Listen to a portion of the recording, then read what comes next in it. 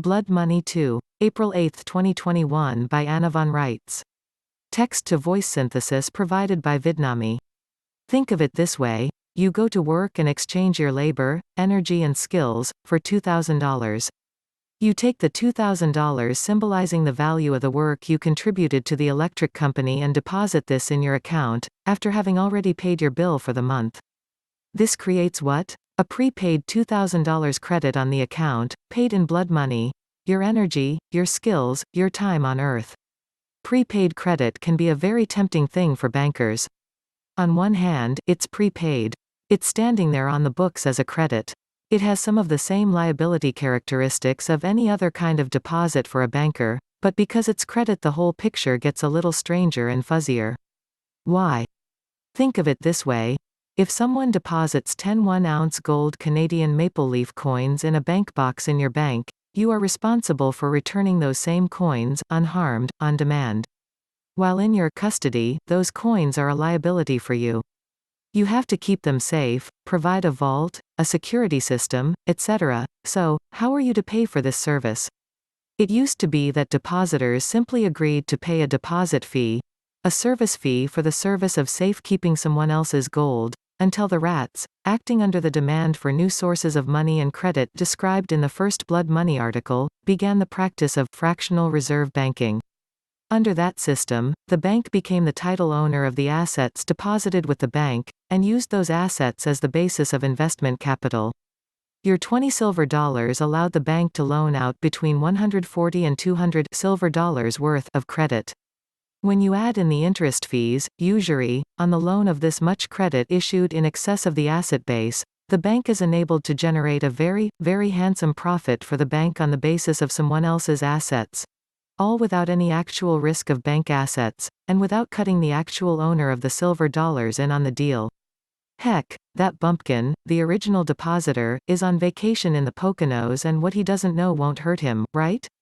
Or so thinks Mr. Banker. And only one element is needed to make this setup: legal insurance. So, the bank needs to insure the original depositor against loss of those silver dollars, and Mr. Banker hires and pays a willing insurance company to do that part of it, out of the profits he is raking in.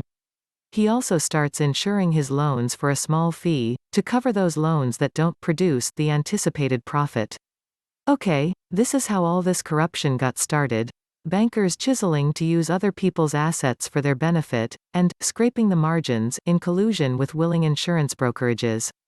And then, unavoidably, the bank regulatory agencies and politicians figured out what was going on, but instead of stopping it or regulating it or forcing any full disclosure, they shrugged and said, "Hey, what's the harm?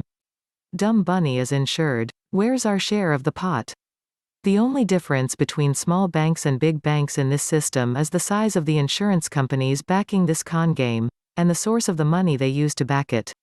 Private insurers have to come up with their own capital to gamble when they back small local banks, but when it comes to big business, private insurers can't hack it, so Uncle Sam, in the form of the territorial U.S. Congress, comes to the rescue and says, "We'll guarantee the bank's deposits using public money." And where does that public money come from? Why, lo and behold, it comes from old dumb Bunny in the Poconos, who is the source of the asset backing all this loan activity in the first place, and now also paying to insure the banks from any losses resulting from their loan activities, too. It's all win-win-win for the bankers, and still, old dumb Bunny is smiling and trusting and taking it in the shorts, content that at least the assets he has on deposit are safe, and he's getting a whole 2.3% interest on it. The bankers are now in the ultimate sweet spot, with the insurance companies and politicians all lined up behind them, milking dumb Bunny both fore and aft, coming and going, day and night.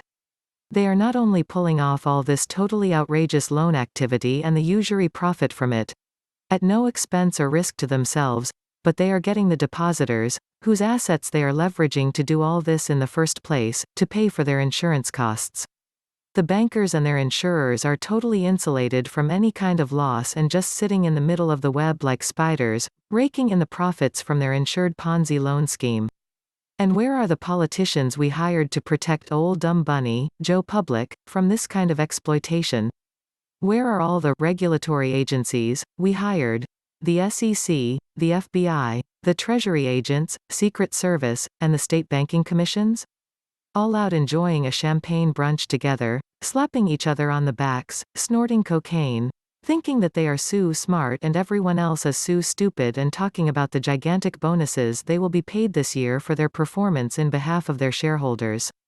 Now, with this firmly in view, go back to our original situation, where you have overpaid your account at the electric company, creating a $2,000 credit, being a dumb bunny and having done something so novel as to try to protect yourself from future billings. That credit becomes a deposit on the books of the electric company.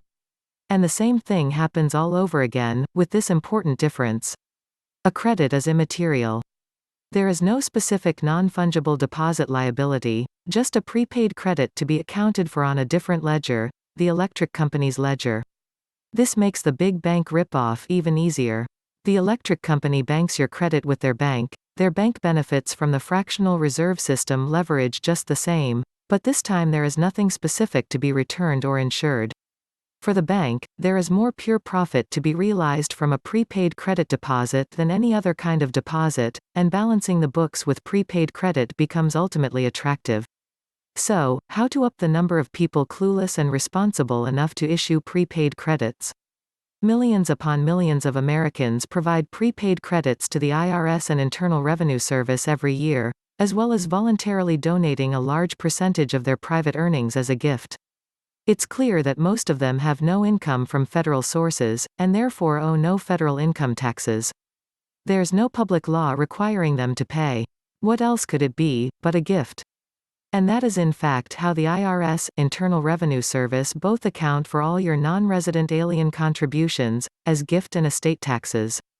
Many insurance and utility and rental property management organizations do the same thing when they pre-bill, for a month before providing the service, or insisting that you post a hefty down payment or service deposit. See?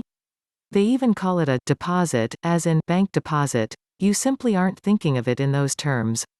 These practices post a constant prepaid credit on your account, which rolls over month to month to month, generating all sorts of yummy investment capital without any need to insure it for your protection.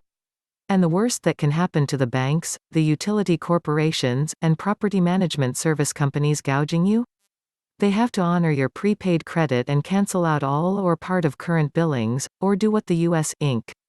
recently did, declare bankruptcy and throw your prepayment into the pot along with their other liabilities for discharge. It's a good thing your grandma was looking out for you, but now you have to start looking and thinking for yourselves. None of this is rocket science, but it does demand your attention and action going forward. Paying for things you don't owe, like paying for goods and services you haven't received yet, creates massive uninsured prepaid credit on your accounts. Counting future liabilities like pensions that won't pay out for 50 years as current liabilities and deducting them, as if they were current costs, creates more prepaid credit. Paying escrows you don't owe on house mortgages and property taxes you don't owe, either, generates absolutely massive amounts of prepaid credit that is all actually owed to you, but which is instead being used by the banks as their investment capital. All you get is a snide wink, and once in a while, someone will say, "Good old dumb bunny. We wouldn't have all this without him." Obviously, the politicians you hired have failed you, the regulatory agencies you pay for are a joke, the banks owe you a heap of money and prepaid credit, too, and the insurance companies and securities brokerages that went along with and insured all of this graft deserve a legendary ass-whooping. They aren't going to discipline themselves, so, who is going to do it for them? Now, look at who is coming down the road. Hopping and snorting like a whirling dervish crossed with a fire engine? It's old dumb bunny, back from his vacation at last. Hello, Philadelphia. Goodbye, Poconos.